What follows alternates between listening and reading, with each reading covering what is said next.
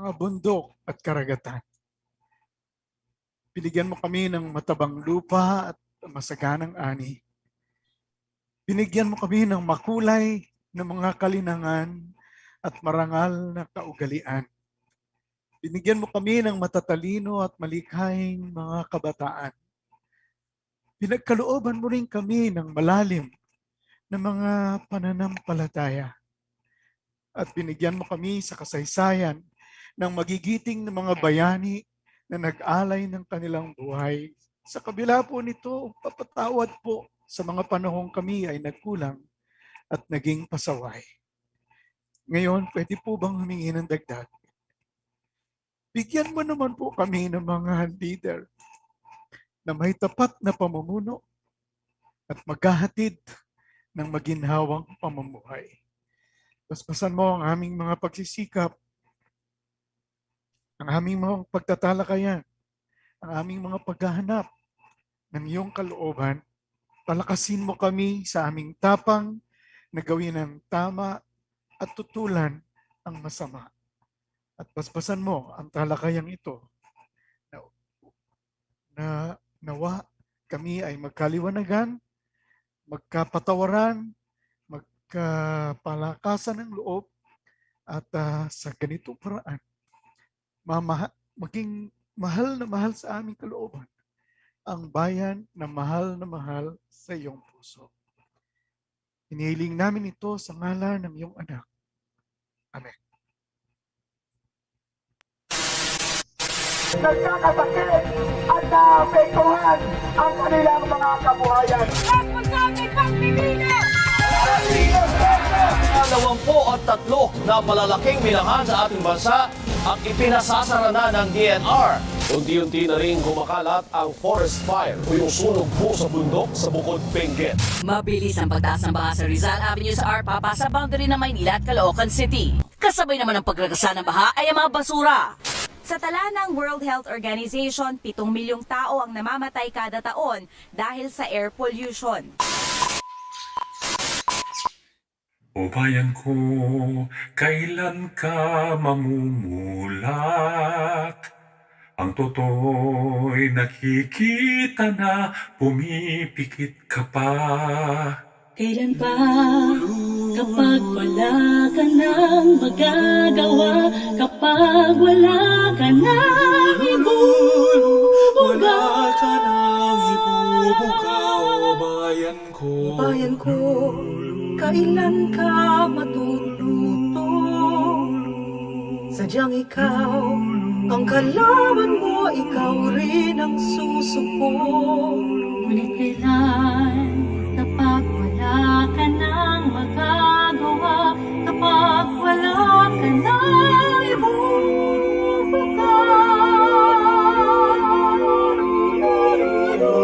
Bayan ko, kailan ka tatayo?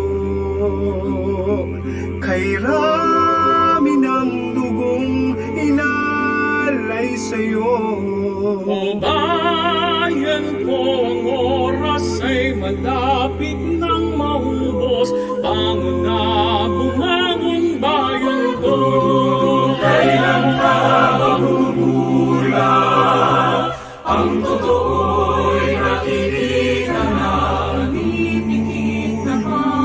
Ngunit kailan, kapag wala ka nang magagawa, kapag wala ka nang ibubuga. Bayan ko, kailan ka tatayo? Kailan inatugong inalay sa'yo? Bayan ko, ang oras ay malapit nang maubos. Bangon na, bumangon bayan ko. Bayan ko, umakas sa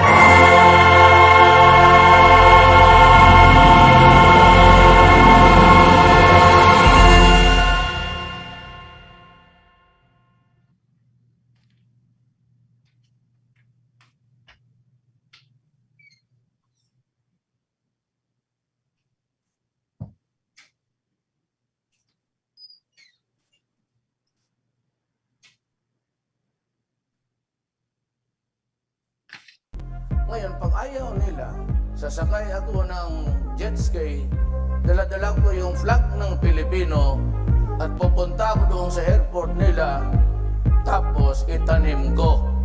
Then I would say, this is ours and do what you want with me. Kung may barko ako dyan ngayon, yung Coast Guard nandyan, hindi rin ako mag-alis. I will not. Pupunta ba si President Duterte sa West Philippine Sea o hindi? Matagal ng hot topic ito, pero parang mas importanteng mag-gets natin. Bakit dapat tayong makialam sa issue tungkol sa West Philippine Sea? Una, West Philippine Sea ang tawag sa parte ng South China Sea na pasok sa exclusive economic zone ng Pilipinas.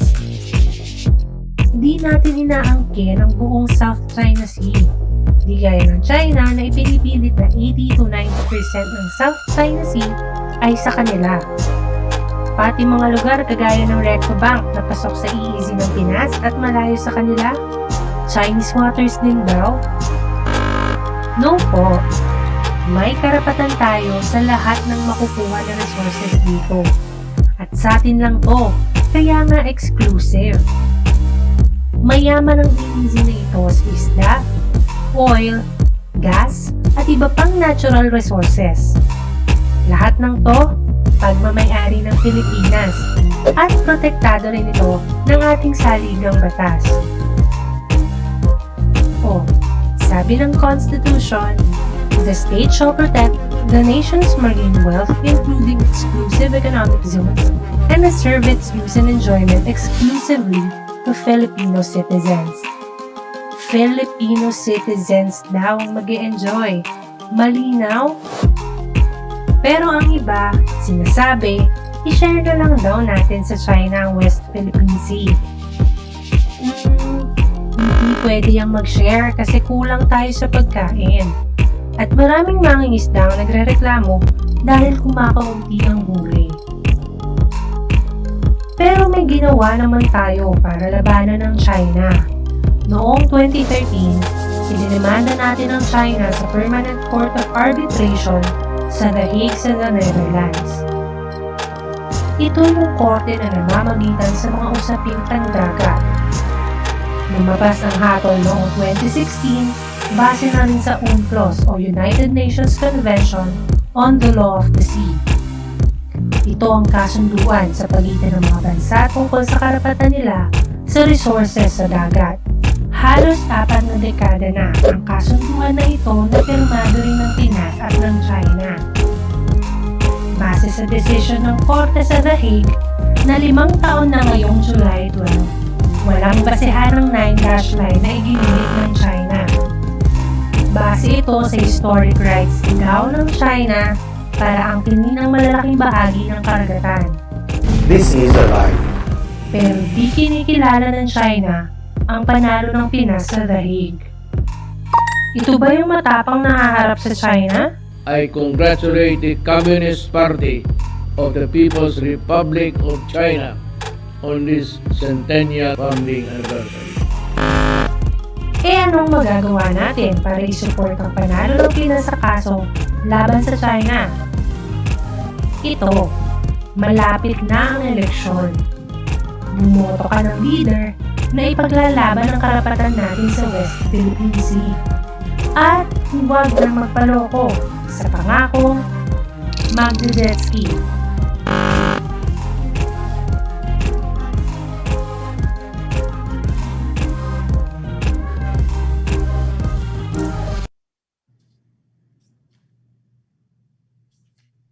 Good morning po sa ating lahat. Welcome po sa launch ng ating kauna-unahang media forum na pinamagatang TAPATan, Isambayan. Sana po ito'y maging isang regular press briefing simula ngayong araw para makipagbalitaan, maghatid ng opinyon at saloobin at makipagtapatan sa taong bayan sa pamamagitan po ng ating media. At dahil po katatapos lamang ng ating pagunita ng ika-5 anibersaryo ng International Tribunal ruling sa West Philippine Sea, ang mga speeches o ang topic ng ating mga panelists ay tungkol sa usaping ito. At ngayon po, para sa unang bahagi ng ating media forum, panoorin po natin ang pahayag ng ating mga panelists ngayong araw. In order of appearance po, please welcome former Foreign Affairs Secretary Albert Del Rosario at retired Supreme Court Justice Antonio Carpio. Maraming salamat po.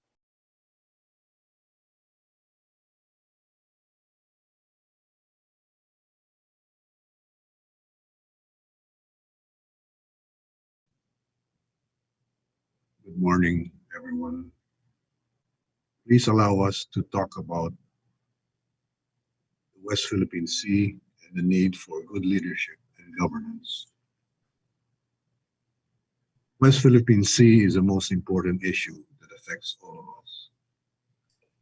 It is an important national and international issue that requires the attention and help of the entire nation. And for this reason, Filipinos must consider West Philippine Sea as a primary concern in next year's election. It must be for several reasons. First, it is a fight for what is ours. Second, it is about our struggle for national dignity. And third, it is related to effective leadership and good governance. When protecting what is ours, I'm referring to our maritime entitlements, including our 200 nautical mile exclusive economic zone, and our 200 nautical mile continental shelf, as well as our extended continental shelf. In other words, we need our government not only to enable our fishermen to fish exclusively in our exclusive economic zone, but also to prevent other foreign powers and entities from interfering with those rights. We also need a government that will protect the right of Filipinos to export resources, including oil and natural gas from our own recto bank. Our exclusive economic zone and continental shelf on the West Philippine Sea, as well as our legitimate rights over them, were being violated and grievously threatened by China's expansionist policy and creeping assertion in the South China Sea. Indeed, these were the very reasons why the previous Philippine government of President Benigno Aquino decided to do the seemingly impossible task of bringing China to arbitration. China's expansionist policy was expressed in their so-called 9-line over almost the entire South China Sea. The 9-line claim of China overlaps with almost all of our exclusive economic zone in the West Philippine Sea. Nearly all of our EEZ is impacted by China's incredible 9-line claim. In other words, Filipino fishermen can only fish exclusively in the 10% or 40,000 square kilometers of our 540,000 square kilometers exclusive economic zone. China's fishermen, on the other hand, based on this preposterous claim, would have equal rights to fish in the other 490% or 500,000 square kilometers of our own exclusive economic zone, even if it is unlawful. China was also imposing on us that we need their approval for us to be able to extract natural gas in our own recto bank. For example, Reed Bank is part of the continental shelf of Palawan. Since Reed Bank is ours, it can only be exclusively developed by the Philippines. It may, however, invite foreign investors to assist in developing the area in accordance with Philippine law. We absolutely disagree with China's 9-line claim. This is not right. It is unlawful. It goes beyond our dignity as a nation and individually as Filipinos. No self-respecting nation and people can agree to this oppressive imposition. Therefore, we endeavor to engage China bilaterally to resolve this matter to no avail. They consistently insisted on their position of indisputable sovereignty over almost the entire South China Sea as represented by the 9-line claim. There are those, however, who thought that the rule of law in international relations does not apply to great powers. We rejected that view. International law is the great equalizer of states. It allows small countries to stand on an equal footing with more powerful states. Those who thought might makes right have it backwards. It is exactly the opposite, in that right makes might. We saw arbitration as open, friendly, and durable solution to the dispute. We believe it benefits everyone. For China, arbitration will define and clarify its maritime entitlements. For the Philippines, arbitration will clarify what is ours, specifically to our fishing rights, rights to resources, and rights to enforce laws within our EEZ. For the international community, the clarification of maritime entitlements will assure peace, security, stability, and freedom of navigation in the South China Sea. Thus, on 22nd January 2013, after securing the approval of the President and his cabinet, the Philippines filed a notice of complaint against China under Part 15, an annex of the UN Convention on the Law of the Sea. On July 2016, the International Arbitral Tribunal issued its ruling in the South China Sea, denigrating China's 9-9 claim and affirming our rights over our exclusive economic zone and continental shelf. In other words, we won overwhelmingly and regained our national dignity as a respectable sovereign state in the community of nations. The world heard us and respected us, but not China, not the administration of President Rodrigo Duterte, who had just taken over the reins of government in June 2018. The new president and his administration abandoned the ruling, despite his claims to the contrary, and later on called the ruling a piece of paper to be thrown into the trash can. Not surprisingly, China also calls the ruling as a piece of waste paper. It almost happily sounds like China and the Philippines are using the same spokesperson. This is unacceptable. President Duterte was loving and embracing China over and above the interests of the country and its people.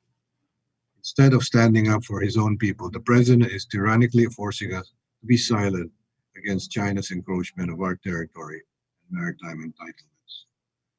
He whom the people has put in power to be the guardian of our interests has willingly and unapologetically cast his lots on the very same country that is disrespecting our country. Moreover, this is contrary to the President's oath and solemn mandate under the Constitution to protect what is ours. The most honorable thing for us to do for the President under such circumstances is to consider stepping down. Therefore, we all need to take action and cause the reversal of this situation. We can do this concretely by participating in next year's election and selecting a leader who will provide good governance and political will. Thank you very much po, Secretary Albert Del Rosario. And now po, retired Supreme Court Justice Antonio Carpio.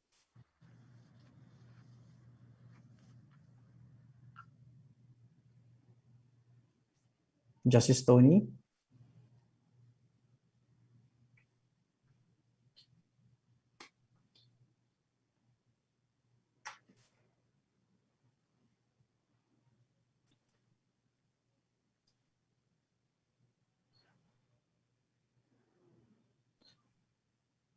Kasama rin po natin ngayong araw na ito ang iba sa ating mga conveners. Walang iba po kundi sina Attorney Howard Calleja at si paring Albert Alejo.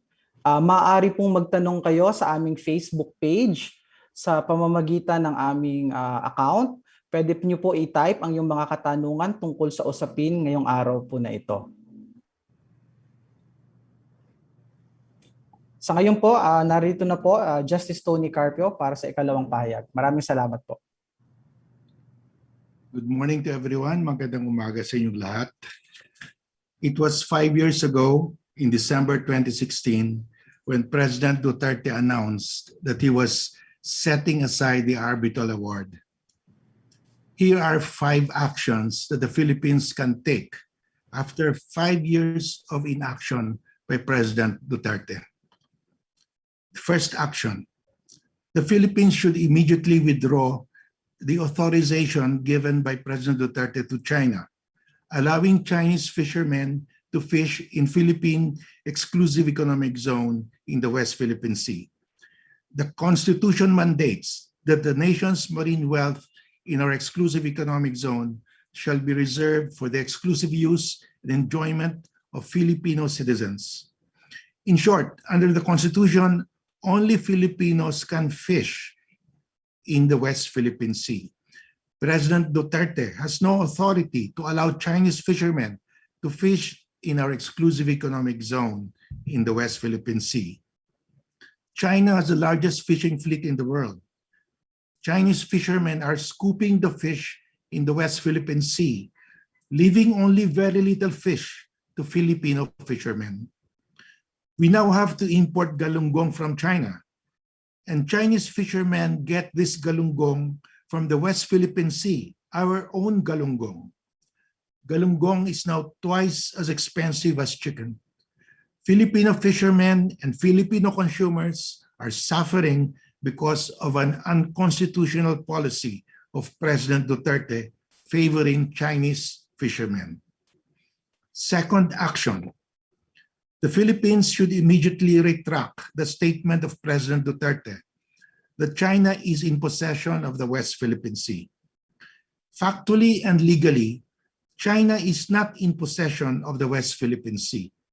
Even China does not claim to be in possession of the West Philippine Sea.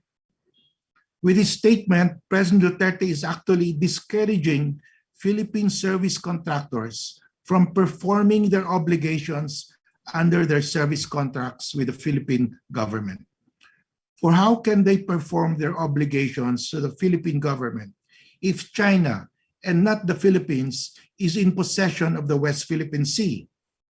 This has serious ramifications. Our Malampaya gas field will run out of gas in 3 to 4 years. The replacement should be Reed Bank, which has gas reserves more than twice the Malampaya gas field. But our service contractors cannot go to Reed Bank because President Duterte himself has said that China is in possession of the West Philippine Sea, which includes Reed Bank. Malampaya supplies 40% of the energy requirement of Luzon. Unless we find a replacement for Malampaya, Luzon will have 12 to 14 hours of rotating brownouts every day, 2 to 3 or 4 years from now. Factories, schools, malls, and offices will close. Hundreds of thousands of workers will lose their jobs. This will be worse than COVID-19 because without electricity, you cannot even work from home. The remedy is to import LNG, liquefied natural gas, to feed the gas-fired plants in Batangas. But this will make our electricity, already one of the most expensive in ASEAN, even more expensive. Businesses and consumers will suffer. Investors will not put up plants in the Philippines because of the high power cost. President Duterte's policy of appeasing China will cause untold suffering to our people. Third action, the Philippines can join the freedom of navigation exercises of the US and its allies in the West Philippine Sea. These freedom of navigation exercises, which take place every 45 days on the average, represent the strongest enforcement of the Arbitral Award because they demonstrate to China and to the world that in the West Philippine Sea, there is an exclusive economic zone of a coastal state, in effect affirming the Arbitral Award. The only adjacent coastal state in the West Philippine Sea is the Philippines. Under UNCLOS, there is freedom of navigation by foreign warships, which includes holding naval drills in all exclusive economic zones of the world. More and more countries are conducting freedom of navigation exercises in the South China Sea, including the West Philippine Sea. Aside from the US, these countries are the United Kingdom, France, Japan, Australia, Canada, India, Germany, and soon the Netherlands. Fourth action, the Philippines can conduct joint patrols with Vietnam, Malaysia, Indonesia, and Brunei in each other's exclusive economic zones.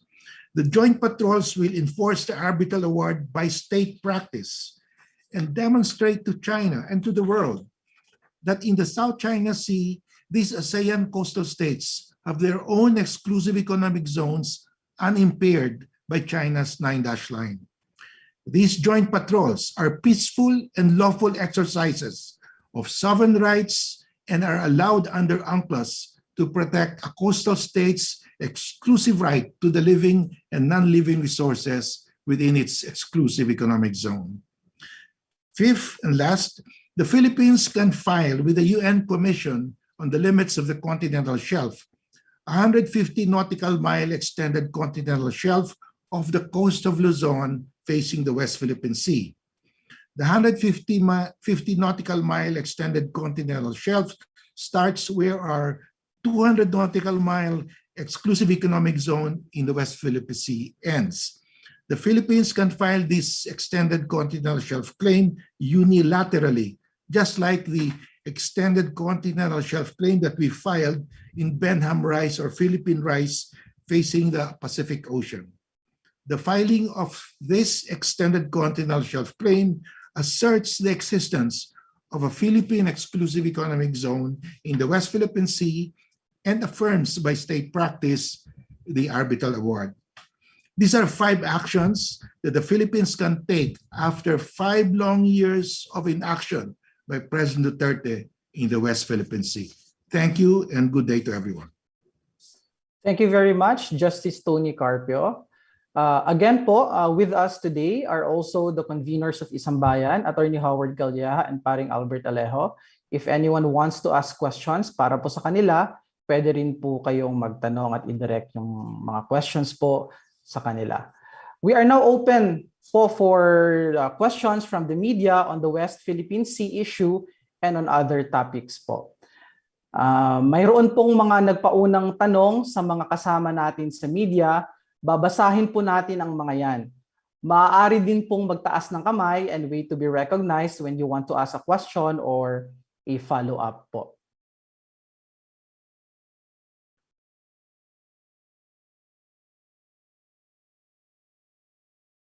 We have some questions po. For Justice Tony po, meron po tayong nagtanong sa Facebook, ano ang pwedeng gawin ng susunod na administrasyon, kung meron pa, para maipaglaban ang West Philippine Sea? Thank you for that question. Madami tayong magagawa. Una, we rescind that authority given by President Duterte allowing Chinese fishermen to fish in the West Philippine Sea. Second, we declare that China is not in possession of the West Philippine Sea so that the service contractors can resume their work in the West Philippine Sea. Third, we can file an extended continental shelf claim in the West Philippine Sea off the coast of Luzon, and China cannot object anymore because their 9-dash line has been invalidated by an UNCLOS tribunal. Fourth, as I said, we can conduct joint patrols with our ASEAN neighbors to strengthen our position. We coordinate with each other because when we patrol in the EEZ of Vietnam, we are asserting that Vietnam has an EEZ off their coast. When the Vietnamese patrol in our EEZ, they assert that there is a Philippine EEZ in the Philippines, and so on, in Indonesia and Malaysia and Brunei. So we join forces. We can also join the freedom of navigation operations of the US and its allies. And also, because if China continues to fish in the West Philippine Sea, we can sue them before an UNCLOS tribunal. We can demand damages because those fish belong to the Filipinos. And if they take the fish, that is stealing. They're stealing our fish. Under international law, they have to pay damages for that. We can also go to the UN General Assembly and sponsor a resolution that China must comply with international law. I am sure we will get the majority of UN members to support us because all these coastal states don't want China to seize the South China Sea, because if China can do that, their bigger neighbors will seize their own exclusive economic zone. The law of the sea will collapse, and these coastal states, to protect their EEZ, they'll have to spend money for warships, warplanes, missiles, just to protect their EEZ, because there is no more law of the sea. So they want to preserve the law of the sea, and to preserve the law of the sea must apply to the South China Sea. If the law of the sea does not apply to the South China Sea, it cannot apply to any other sea in the world. So it is the common interest of all coastal states that China should not be allowed to seize the exclusive economic zone of the Philippines, Malaysia, Brunei, Indonesia, and Vietnam. Thank you. Thank you very much po. Just to have an order po of our line of questions. The second question is from Virgil Lopez, to be followed by Joseph Morong, Jen Zaragoza, and Mara Cepeda of Rappler. So second question po from Virgil Lopez, from GMA News, for either Justice Tony Carpio or Secretary Del Rosario. Ito po yung tanong. May we ask for Isambayan's reaction to a possible presidential bid of Mayor Sara Duterte? Mayor Sara says she's open, now making the rounds and consulting with political leaders.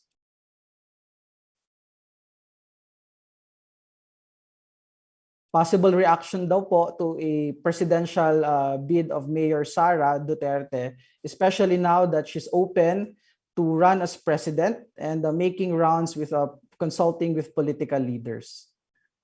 Well, we are a free country. Anyone who is qualified can run for president. But we also have an anti-dynasty provision in the Constitution, which should prohibit members of family from controlling a certain position or succeeding one another. But unfortunately, Congress has not passed a law. So that intention of the Constitution has not been made concrete by a law. So in effect, Sara can run, but although the spirit of the Constitution does not prohibits it, there is no law. The Congress has not passed a law. So if she wants to run, she can run. But the intention really is there should be a prohibition. Thank you. And there's also a follow-up question po. What does Isambayan think of the intramurals within PDP Laban? Will the fighting boost the opposition's chances in the 2022 elections? Well, of course, if the administration candidates are fighting each other and they will be running, there will be many of them running, it will help us. But that is normal in an election at this stage. At this stage, there is a lot of maneuvering, and they may be able to unify or not. We don't know. Thank you. Okay. All right. Thank you very much po. We now have Jen Zaragoza for the next question. Good morning, ladies and gentlemen. I'm Jen Galvez from Vanguard Radio Network. I'd like to ask the good ambassador first. Sir, what are we not saying? Why is it that the masa people are not, they don't seem to be on board? Is it because we're not saying the correct narrative or something else?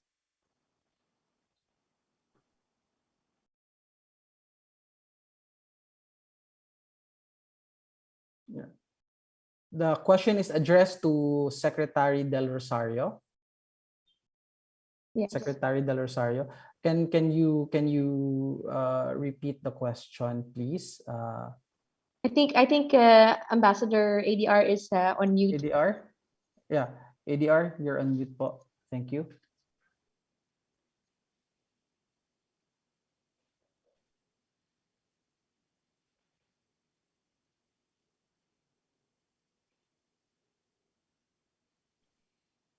He's on mute. So maybe all right. While ADR is trying to figure out what okay. So Can you hear me now? Yes, sir. Hi, sir. Hi, can you hear me now? he's on mute. So maybe Hello, hello. Yes. all right.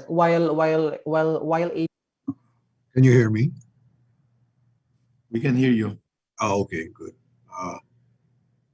I asked the same question as yourself. I also don't understand. We also do not understand what's happening in terms of the question that you're asking. We hope that events like this will serve to help people understand the facts of life as they are now. We're trying our best to reach as many people as we can, and hopefully that will be something that would improve the outlook in terms of selection of candidates, good candidates who are focused on and practice good governance. Thank you, sir. Can I add to that? Yes. Mrs. Tony, yes. Consistently, the surveys have shown for the last 5 years that 80 to 90% of the people want the arbitral award asserted. So the people really want the arbitral award asserted, but President Duterte and his trolls have managed to suppress this desire of the Filipino people. And so hopefully in this election, we can bring out the voice of the Filipino people. Thank you. So may I ask for one more question? Am I allowed to ask one more question? Sure. This question is addressed to Justice Carpio. So aside from the president, assuming this will roll out eventually, aside from the president himself, who else can be held liable or accountable for, if I may say, repeated failure of really upholding the arbitral ruling? Thank you. Well, I think these are political decisions. The arbitral award is there. You can assert it today or 1 year from now or 2 years from now. There is no criminal penalty for that. It's a political penalty. It's the people. If they want that, they can vote for Duterte again or his successor. This is a political choice. But so far, you cannot say that not asserting the award right now gives rise to criminal liability. Like for example, the president said, the Chinese can fish in the EEZ. That's a violation of the Constitution. The penalty for that is Congress should impeach him because that's a culpable violation of the Constitution. But unfortunately, that's a political act again. It requires Congress voting, but he has a super majority in Congress. So ultimately, this will be resolved in the 2022 election. That's why we want to bring it to the people. Do you want President Duterte or his anointed to continue these policies? So that is the question we will present to the Philippine people. Thank you. Okay, thank you very much. Our next questioner po, Joseph Morong from GMA 7. Thank you. Joseph? Hold on, sir. Good morning po. Yes, my first question is addressed to Secretary Del Rosario, please. Secretary Del Rosario, if he can hear me. Can you hear me? Hi, sir. How are you doing? Nice to see you, sir. Sir, I'm taking off from the report of similarity this morning with FOCAP, no, saying that there are tons of human waste that's being dumped on this path lease. As a former Foreign Affairs Secretary, sir, what should the government do now given the report?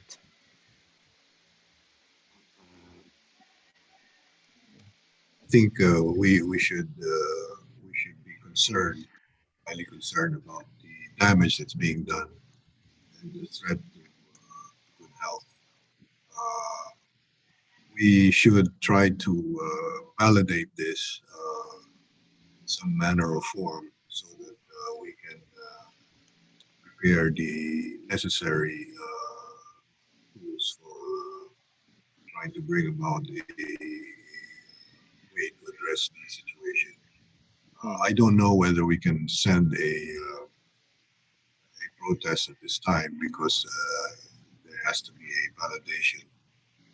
But if this is factual, it's very worrisome. Thank you very much, sir. My second question, may I address it to Justice Carpio, please? Go ahead. Justice Carpio, good morning. Sir, I've read your column, and then that you made a distinction between a joint agreement and a cooperation agreement. But right now, the status of the MOU is that it is a joint, I don't know, it's a cooperation agreement with China.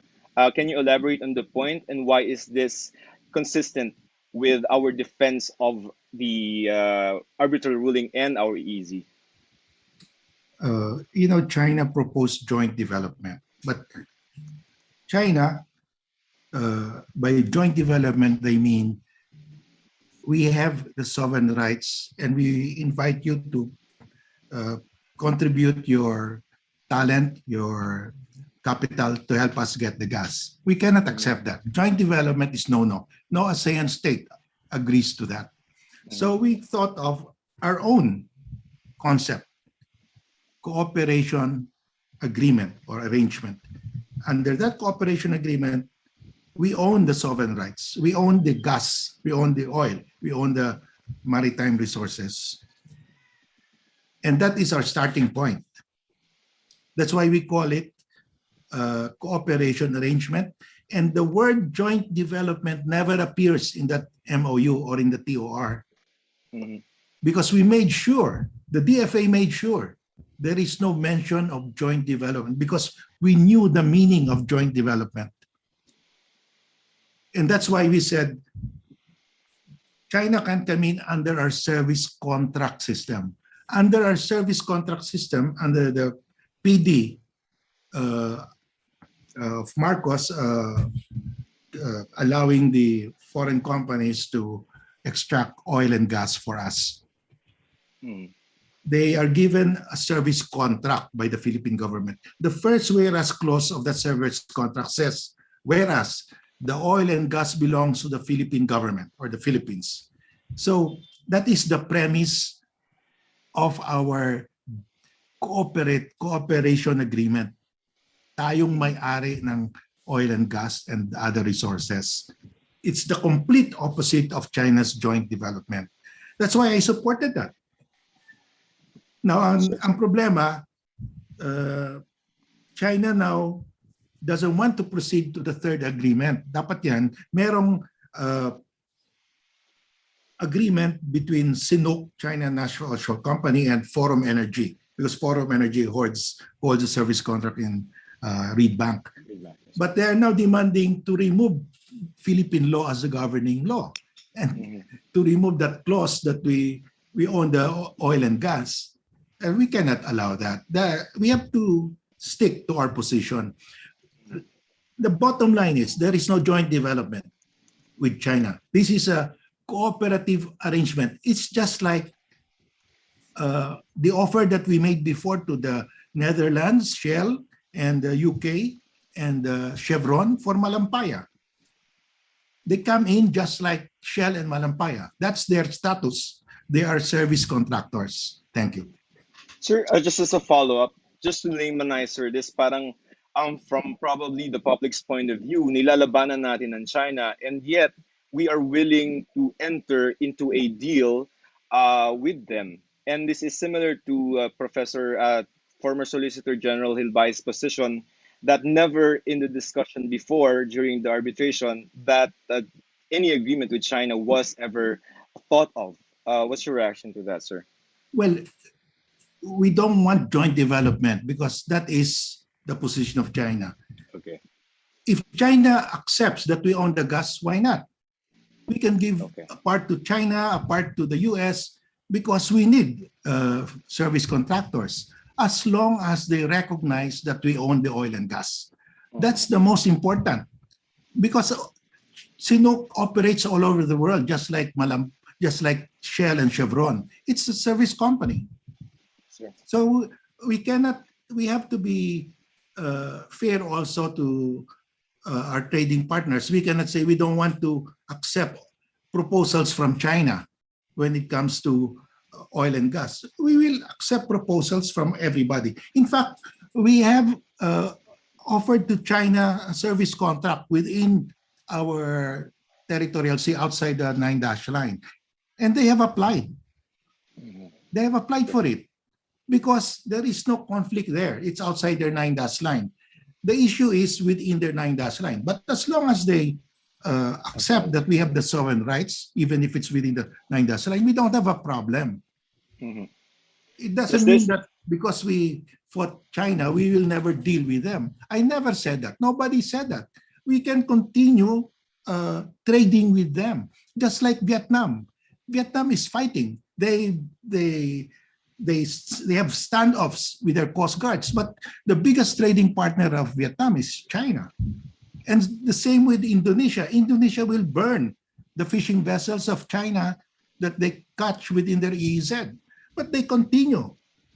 They allow China to invest.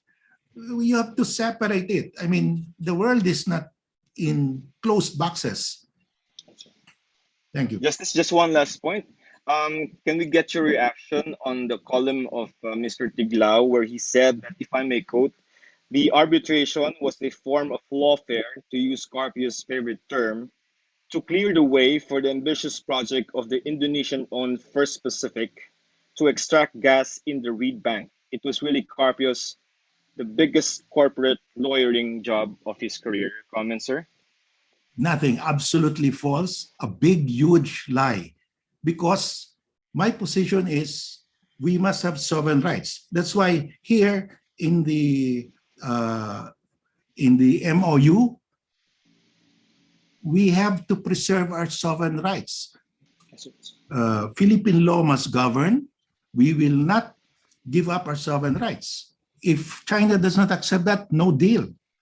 I don't care who gets hurt, whether it's Forum Energy or any other company. I don't care.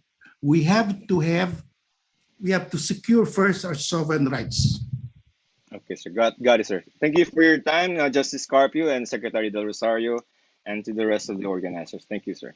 Thank you also, Mr. Joseph Morong from GMA7. Now we have Ms. Mara Cepeda of Rappler. Hello, good morning, Secretary Del Rosario and Justice Carpio.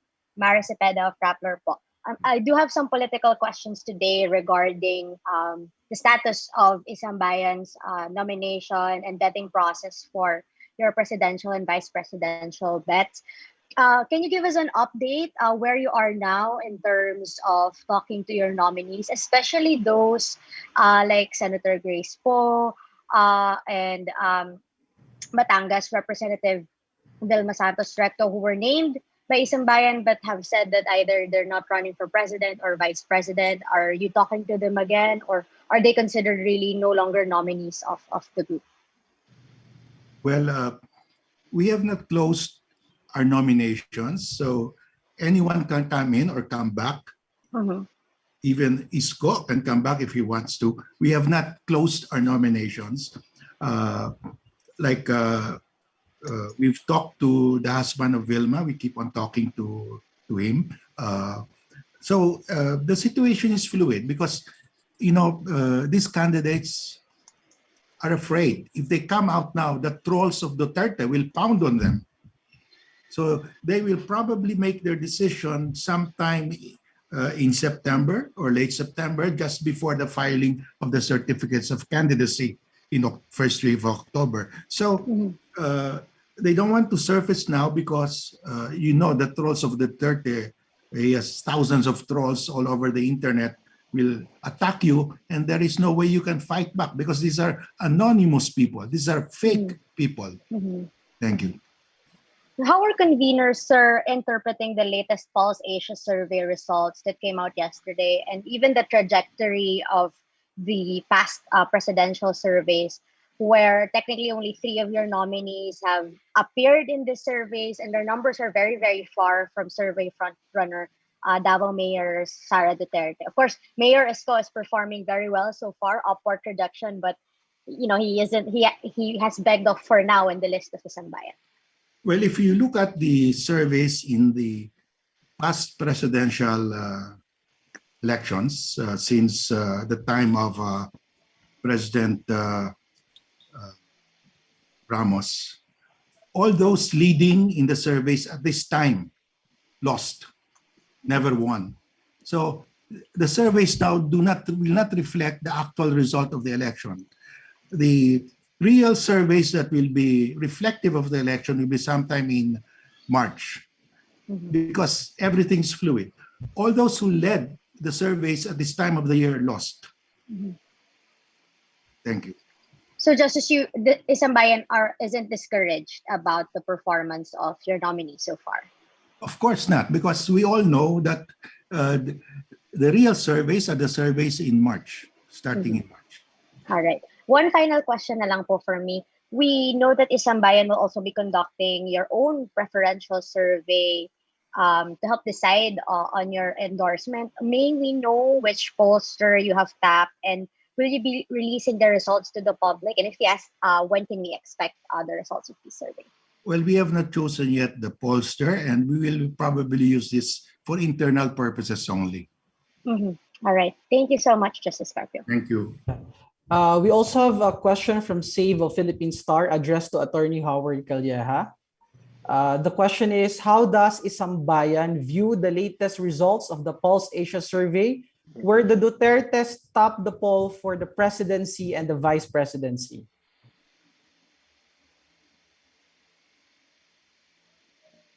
Thank you. I think that is similar to the question of kanina kay Mara. So simply put, I agree with the statement of Justice Carpio. We are not discouraged. We are very much in the running. And if you look at it, this is really what Isambayan is working for, that we will have all of our candidates or nominees, all of these democratic forces together. So if you put all of them together, and we are sure that we will win. We can even win by a majority. Kung titingnan po natin lahat at titimbangin po natin lahat ng kanilang mga pinagsama-samang mga numero, sa tingin po natin a united opposition, one candidate can win over Sara Duterte or any candidate of the administration. If you also look at it, yung numero po ni Sara, hindi naman na po tumataas. Stagnant po siya at actually bumababa pa. Kung titingnan din po natin yung numero ni President Duterte para Vice Presidente, although siya yung nangunguna, kahit na mataas ang kanyang rating na 80% or 70%, ang boboto lang sa kanya ay 18%. Actually, mas mababa pa kay Sara Duterte. So yung yung transferability from popularity to a vote, nakita naman natin hindi naman niya nagta-transfer para dito sa mga kandidatong ito. And all we need is to unite and have one candidate. So sa tingin ko po, tayo po tamang-tama lang yung ating posisyon para po when we pick, we will pick by November. So yun lang po. Salamat po.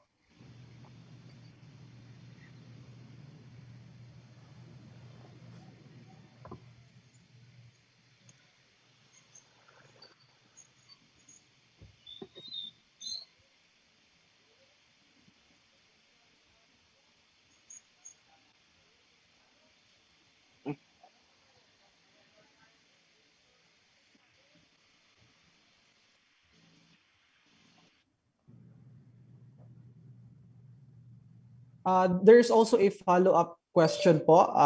Meron daw po ba meron pang mga alliance building ang Isambayan sa iba pang mga partido? To Attorney Howard Calleja din po. Thank you. Opo, tuloy-tuloy po yung ating alliance building, chapter building at pagkukuha po ng mga organisasyon. Sabi ko nga, lumalakas at lumalaki po ang Isang Bayan. Today, we already have 43 local chapters, Luzon, Visayas, Mindanao at NCR. Meron din po tayong 19 foreign chapters o yung ating mga OFW migrants. Meron na rin po tayong kasama sa ating coalition building na 43, 44 organizations and groups and parties and sectoral groups, yung youth group, LGBT, women's, etc. So palaki po ng palaki ang Isambayan at sabi ko nga, the organization and the coalition building is just enough to start, and we will grow as we start our campaign come October and hopefully translate all of this to votes come May 2022. Salamat po. Thank you very much po. Ang susunod po na magtatanong si Miss Marian Enriquez from TV5. Thank you. Thank you. Question po for us, SFA Del Rosario. Okay. Sir, yes. Sir, on July 12 po, you mentioned in a statement po that Chinese officials were bragging that they have been able to influence po yung 2016 elections so President Duterte would be president.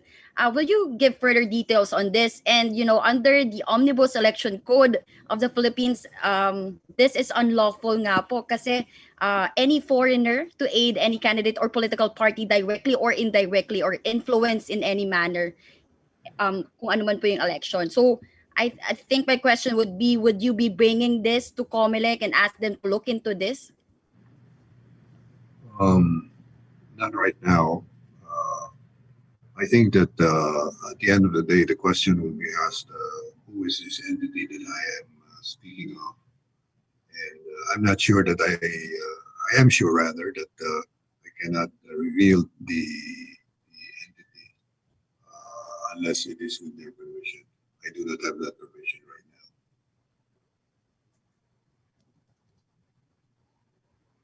All right. Thank you po. And other question lang po. Manila Mayor Isko Moreno is stopping po din. You know, very significant din po yung numbers na pinakita niya sa latest survey ng Pulse. So, kamusta po rin yung ating pakikipag-usap with Mayor Isko Moreno? I think I will refer that question to Justice Carpio. Yes, thank you. We have been talking with Mayor Isko Moreno. We have sat down with him already twice. We continue to communicate with him. And we have told him that he's free to return to submit his name to Isambayan if he wants to. The nominations have not been closed yet. Thank you. Thank you po.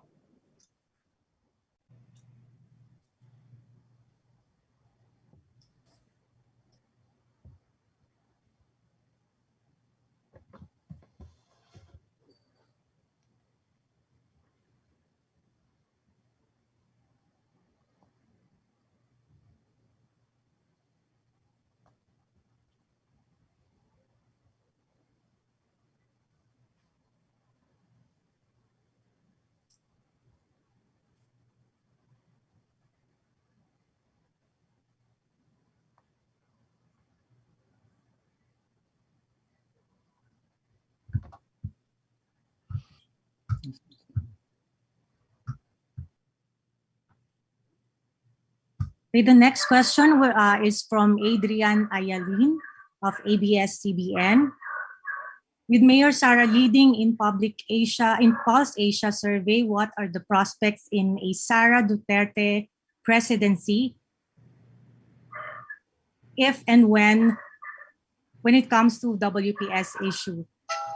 What will happen to your 5 proposals under a Sara Duterte presidency? I think this is for Justice Carpio.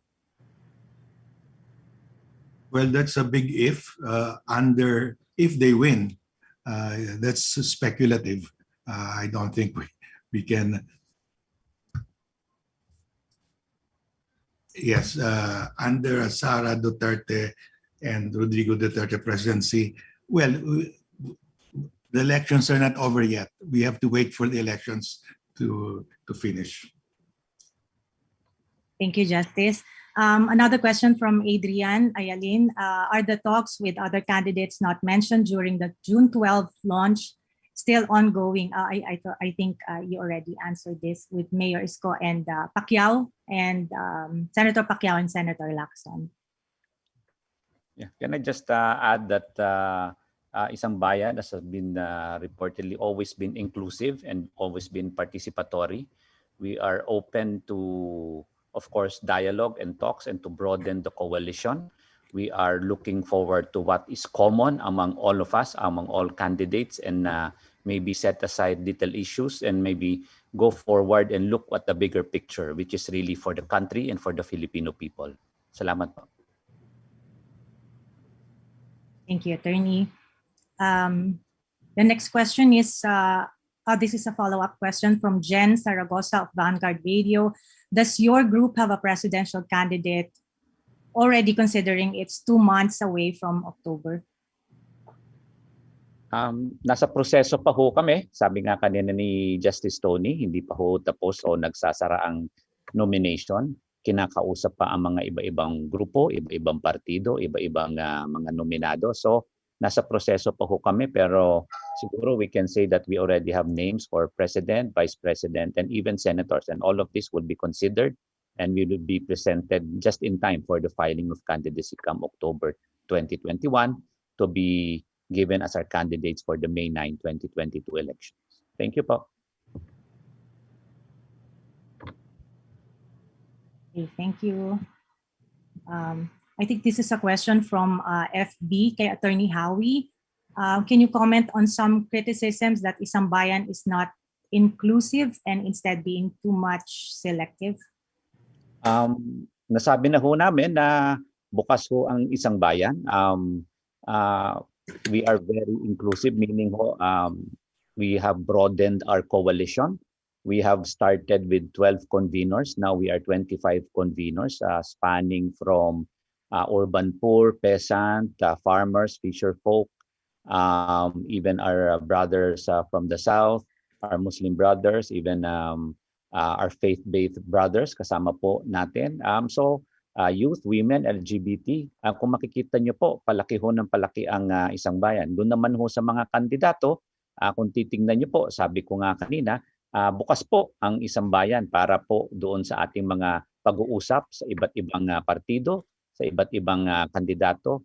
Let us look at what is common. Let us look at where we can work together for the betterment of the country para po magsama-sama tayo. United po, we stand para po sama-sama sa May 2022. Salamat po.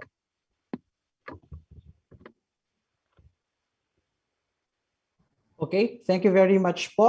We have last 2 questions po.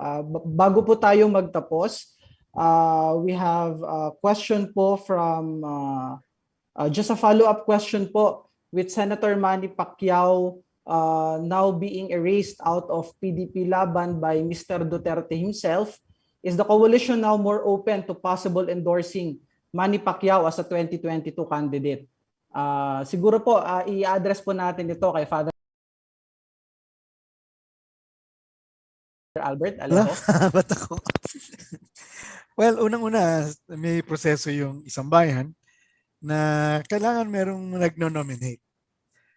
So, importante siguro kung merong mga kaibigan, si Senator Manny Pacquiao na magno-nominate sa Isambayan, welcome. Sabi nga ni Justice Carpio kanina, hindi pa naman tapos yung nomination. So, kung magno-nominate, kung merong magno-nominate, tatanungin natin siya, willing ka ba na sumama dito sa proseso? Kung willing, may interview, masasama sa mga criteria, at tignan natin.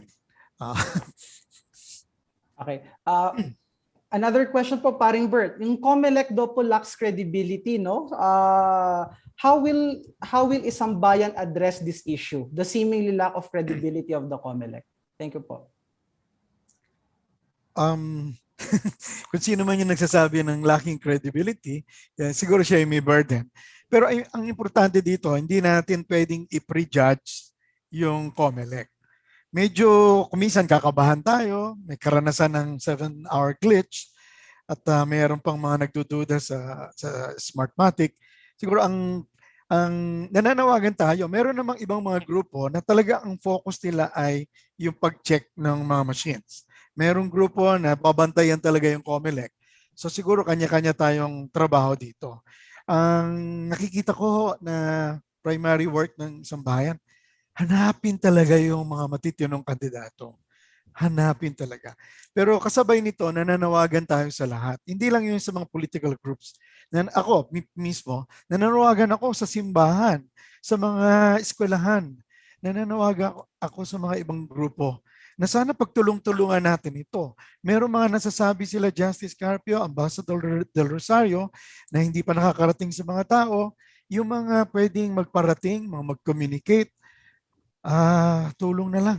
Pagtulong-tulungan natin ito. Okay? Siguro, idagdag ko lang po siguro diyan kung gusto natin bigyan ng credibility ang COMELEC. Simple lang po, sa February 2022, 30 commissioners, isang chairman at 2 commissioner ang magre-retire. Co-chairman Abbas, Commissioner Guanzon at Commissioner Richie or Anton Co. So simple lang po, nung panahon po nung snap election ni Ferdinand Marcos, naglagay po o nag-appoint si Presidente Marcos ng mga commissioner na oposisyon para ipatas ang playing field, bigyan ng kredibilidad ang COMELEC nung panahon na yon, si Commissioner Jaime Ferrer nung panahon na yon. Ngayon, kung titingnan po natin ang composition ng COMELEC, karamihan, if not all, talagang taga Davao o taga Mindanao at may connection kay President Duterte. Kung talagang gusto niya ng patas na laban, kung talagang gusto niya ng kredibilidad sa COMELEC, siguro ang hamon ng isang bayan at ang hamon po ng mamamayang Pilipino,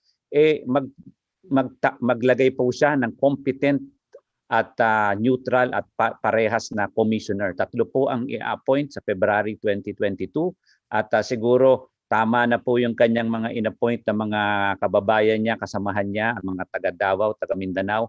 Panahon na po para mag-appoint ng tunay na mga commissioner na patas po na siguro let's do on the merits more than just being somebody from Davao or somebody that we know from our school or from our province. Siguro that would add credibility rin to COMELEC. At siguro kasama rin sa media, bantayan po natin kung sino yung mga ilalagay na mga commissioner sa COMELEC nitong February 2022. Salamat po.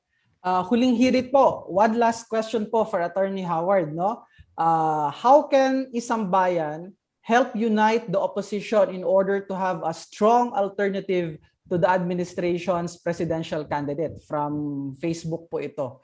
How can Isambayan help unite the opposition in order to have a strong alternative to the administration's presidential candidate? Maraming salamat. Yun po ang trinatrabaho ng Isambayan since last year and since our launch in March 18, na ang sabi nga natin, we have to unite into one candidate.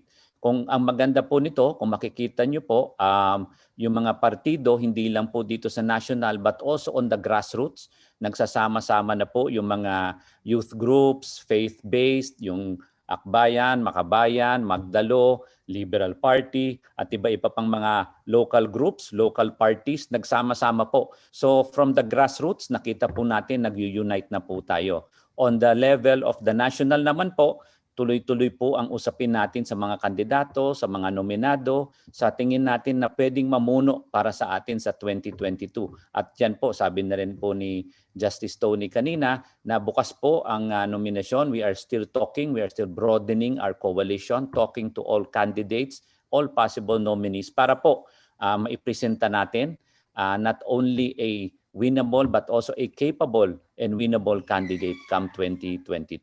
So siguro yun ang importante na we would rally to one candidate for President, Vice President, and 12 senators. At siguro idadagdag ko lang, kasi kanina natanong din, para iabot lang talaga ang issue ng West Philippine Sea sa ating mamamayan. Siguro katukin natin na ito ay magiging isang issue sa eleksyon. Hindi lang po ito issue ng sovereignty o sovereign rights, pero issue rin ito ng ating mga fisher folk o fishermen na ngayon ay hindi na po nakakapangisda at bumababa na po ang kanilang kita para sa pangingisda dahil po inuubos na po ang ating marine resources na mga China.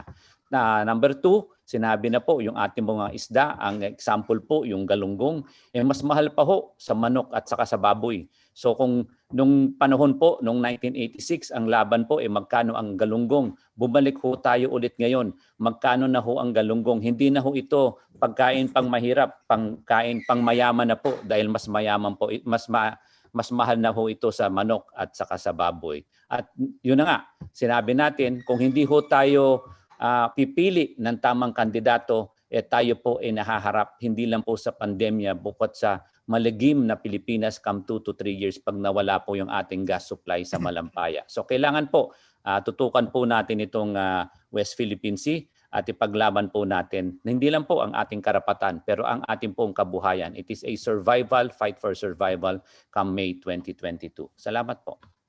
Father Albert, any parting words po? Gusto ko lang idugtong yung galunggong.